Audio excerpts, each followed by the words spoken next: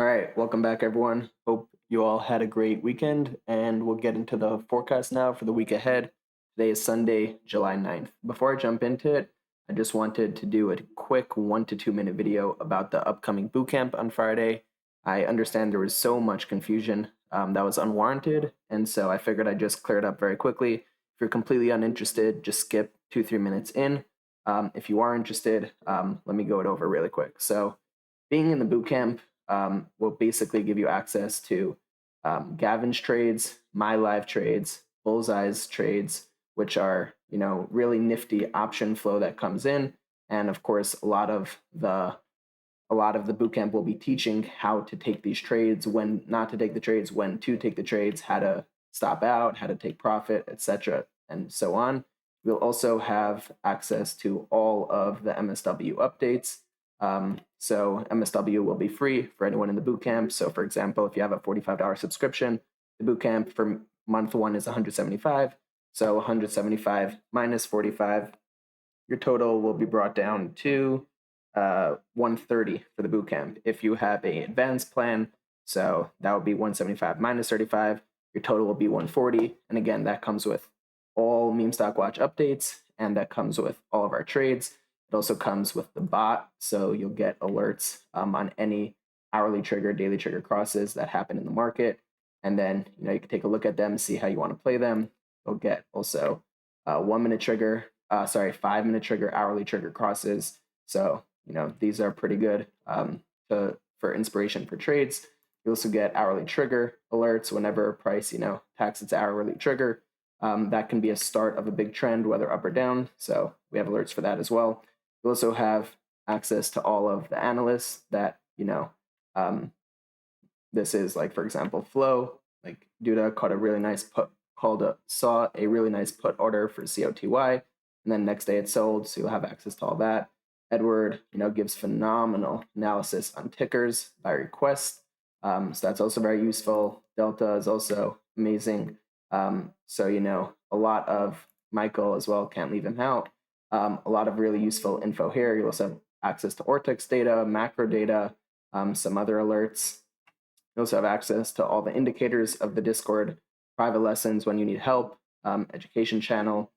You also have access to all the rest of the Bullseye tools, so Trading Flow, Scalp, Sweeps, Golden Sweeps, Dark Pool, Insider Trading, etc. And then finally, you'll have access to EWF, which is a very big Elliott Wave platform. You'll have access to all of their updates as well every single day on SPY, QQQ, Apple, Tesla, Meta, NVIDIA, etc. All of these. Now, the goal of the bootcamp is to teach you guys how to read all of the data points that we get from deep dive stocks. We're going to pay for a couple of extra stocks, and every night you guys will have access to data reports on about 10 tickers. Keep it small so we don't get too overwhelmed. And you guys will be taught in week one how to read all of the data reports, how to understand them, how to understand macro direction. That will be the first main vocal point, because it's so hard to do live trading if you don't have the actual direction of where you want to trade the stock. That's number one. Number two, we're going to go on to how to trade using the triggers and how to trade using this LDPM setup. There's three LDPM setups actually. We'll go through each one of them. We're going to learn how to trade scalp trades, for example, on the 1 minute time frame. We're going to learn how to trade day trades on a daily time frame when you hold over a couple of hours. Scalps are more like 15 minutes, half hour kind of trades. Get lucky if you caught a nice trend. We're also going to have swing trades, which are a couple of weeks at a time, and macro trades. And we're going to teach how to do all of them using the indicators that we have here on the chart. That will be very, very informative. That will be week 2 and week 3. And then to cap off the bootcamp, we're going to teach all kinds of different option strategies per se. So we're going to teach how to take trades with much less risk than maybe a lot of you are used to. So a lot of you are used to just naked calls or naked puts, where if it goes in your direction, you make money. If it goes in the wrong direction, you lose money. We're going to teach things such as call debit spreads, call credit spreads, put debit spreads, put credit spreads. We're going to teach how to hedge for example, if we're holding a call position, how to hedge for downside, even if we don't want to let go of the call position instead of stopping out. just hedging for downside. Also, to get around a lot of the pattern day trade restrictions that many traders trading with under a $25,000 account run into trouble with. We're going to teach how to get around many of those problems as well. We're also going to teach in the last week risk management, portfolio management, and along with all the option strategies. So it's going to be 4 weeks. First week is going to be all about reading macro reports, understanding which direction we want to trade the stock. The second week is going to be all about using the indicators live to trade the stock, whether it's scalping, whether it's day trades, whether it's swing trades, whether it's macro trades. And then that's going to be the second and the third week. And the fourth week is all about risk management, portfolio management, option strategies. With each week, there will be a test or a challenge per se to make sure that you guys are learning, that you guys are understanding. It can be done at any point over the weekend. The live streams themselves will be done at some point during the day, but every single one will be recorded and can be watched anytime throughout the day. I think we covered everything. And then, of course, there will be a final at the end. Now, if the final is passed, then, of course, you guys are more than welcome to stay for however many months you want. Prices will go down. It'll be cheaper because it'll be a lot less work.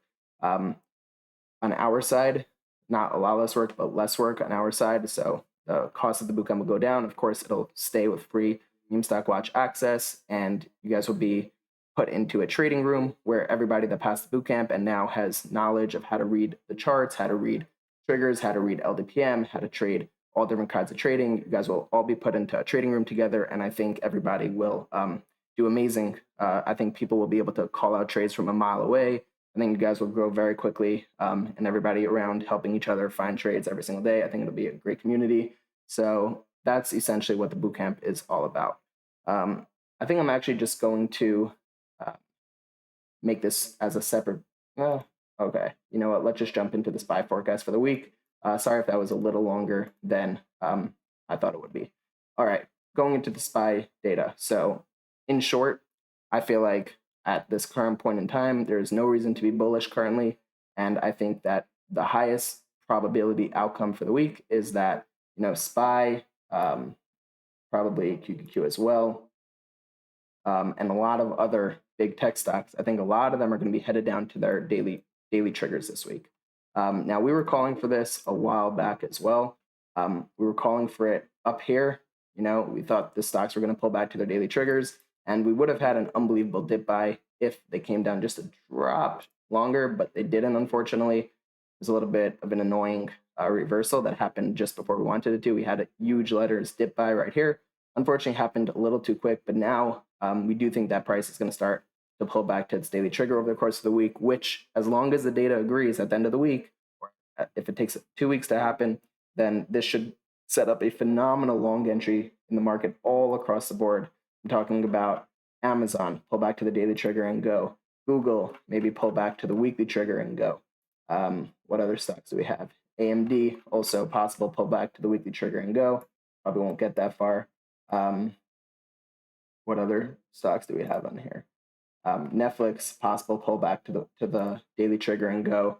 Apple, possible pullback to the daily trigger and go. So a lot here. Let's check Tesla. Tesla also maybe not this far, but it seems to me like a lot of stocks this week, a lot of stocks that we've been waiting to take a long position for a really long time, feels like we might head back down to this daily trigger. Now, if you look at our EWF reports, so again, SPY, they agree.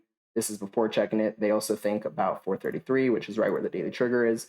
QQQ, they also think about 360, right where the daily trigger is. Tesla, also, down to 260. Meta, also a dip. So, when the Elliott wave lines up, I guess not for NVIDIA, but when the Elliott waves lines up with the data points, it's usually a better bet than when they disagree with each other. So it looks like, EWF is forecasting a dip pretty much around the market. Had more for Google and for AMD. They still think this is going to send, which we do also. But the data isn't bullish yet. Yeah, so pretty much the same idea. So now let's jump into the data and see what's telling us that, the market can pull back here. So we jump into SPY. And SPY, of course, we mentioned this last week. We had that VOX trend and VOX fall back into stability. And as we know from looking at other stocks, so remember this pattern, VOX trend, moving back into stability, VOX itself moving back into stability, and you can see SPY follow drop. Let's go to BABA for a minute and just check out how well this pattern usually tends to work. So VOX in the inhibition zone, VOX trend in the inhibition zone, and then you can see VOX and VOX trend crack into the stability zone and followed by real price downside. Then you have it again, VOX moves back into inhibition, price follows, and then once VOX trend right here and VOX move back into the stability zone, as we see, it's followed by downside. Now let's move over, back here again, VOX moves into the inhibition zone, price gets a nice reaction to the upside. Once VOX trend and VOX move back into the stability zone, you can see followed by some downside. It's not always prolonged periods of downside like we saw here, but it's very normal to expect at least some downside when that pattern does happen. Similar story with AMD here. You can see VOX and VOX move into inhibition zone, VOX trend move into the inhibition zone, followed by really nice upside, and then VOX trend cracks into the stability zone right here, along with VOX a little earlier, and you can see price reaction to the downside. So SPY, that's what we're seeing right now as well. There's no reason to assume that we won't see the same downside that we usually see with this kind of VOX pattern. Moving on to QQQ, QQQ VOX trend isn't in stability yet, but VOX just by a hair cracked into stability on Friday. So although QQQ again does not look as bearish as SPY yet, and it's hard to say if QQQ's VOX is bullish, which will carry SPY, or SPY's VOX is bearish, which will bring QQQ down. But when we take a look at the snap graphs, so 1 day, 5 day, and 10 day are bearish on QQQ. And again, these statistically are about 70% average get things right. So I would take this pretty seriously. Except for QQQ, the heat map, just like a couple of weeks ago, shows solid purchasing support below price. And of course, as we know from reading a couple of weeks ago, the weekly forecast, when a lot of market participants hedge for downside by either buying puts or selling calls, it introduces the stabilizing hedging environment. When we go to SPY, however, and we look at the hedging environment, we don't see that same purchasing support. So I'd be a little more cautious being long SPY than I would being long QQQ. But again, I wouldn't be long either of them going into this week. Snap graphs for SPY, bearish, bearish, bearish, but the 10 day is bullish. It's interesting. Options data, not really seeing too much activity here, and neither for QQQ, so not much to point out, except I guess for the 22% increase in bought calls, but it was also matched with a 21% increase in bought puts. So it could be some kind of strangle or straddle, something of that sort. Not sure yet, but it predominantly the data is spelling bearish, and I wouldn't be surprised if SPY and QQQ both head back down to their daily triggers this week. So that's my forecast. That's what I think is going to happen. Of course, SPY notably lost daily LDPM on Friday. So that's a big one. This blue line is daily LDPM. Light blue, sorry. Let me just remove some of the noise here, like the 5-minute and the 15-minute. And then we could just see the green is the 1 hour, the light blue is the 4 hour, and the blue is the daily. And SPY lost that daily LDPM. And it might come back all the way to its weekly LDPM. So, which basically lines up well with the daily trigger. QQQ, let's look at this. Fairly the same setup, fairly similar setups where, it's not too reasonable to expect that price can finally come back down to the daily trigger. But again, as long as price sees that bounce at the daily trigger, as long as the data starts to turn a little more bullish here. So for example, if we would see SPY VOX bounce off this propagation line, like it did here, like it did here, like it did here, like it did here, which are all followed by upside, then that would be a great signal. And especially if we see sold puts come in, that would be a great tell that the daily trigger is going to be the bottom for now, and price can rip back to the upside, possibly even putting in a new high from here. So I don't know how focused I'll be on shorting this downside. I'm way more focused on being all in cash and waiting for that dip buy should it work at the daily trigger. I think that's everything. Again, if you guys have any questions on the forecast, any questions on the data, always feel free to reach out to me via DM. I enjoy interacting with you guys. I enjoy a lot of your thoughtful questions. And again, I love the interaction. I enjoy it. Don't feel like you're bothering me. So if anything doesn't make sense ever, please reach out. Hope everybody has a great week. Again, if you're using the LDPM scanner function, let's just bring this up real quick. If you are using the LDPM scanner, what I would look for this week, it might seem a little messy, but trust me, I know what's going on here. Yeah, so I would probably set it to 15 minutes or 1 hour. Probably 1 hour would be better, but in the 15-minute, when all the X's come in, again, fairly easy. That's when the shorts, that's when the short opportunities come. So we can see on Friday, SPY, QQQ, all of these got their short signals started right about here, and moved into here. And then you can see the fierce downside that followed. So I'd just be paying attention during the week to the scanner. And whenever I see, SPY and QQQ get bearish LDPM crossovers, and again, all this is showing is, let's remove the pink. All right, all this is showing is price moving below right here. It's a 15-minute LDPM. Looks like it's a drop off here. But yeah, that's all it's showing. Oh, here may be the hourly LDPM. But again, whenever you get these bearish crossovers, that usually means liquidity has now turned bad, and downside is to be expected. So I think my settings are actually a drop off. That's why it's not lining up.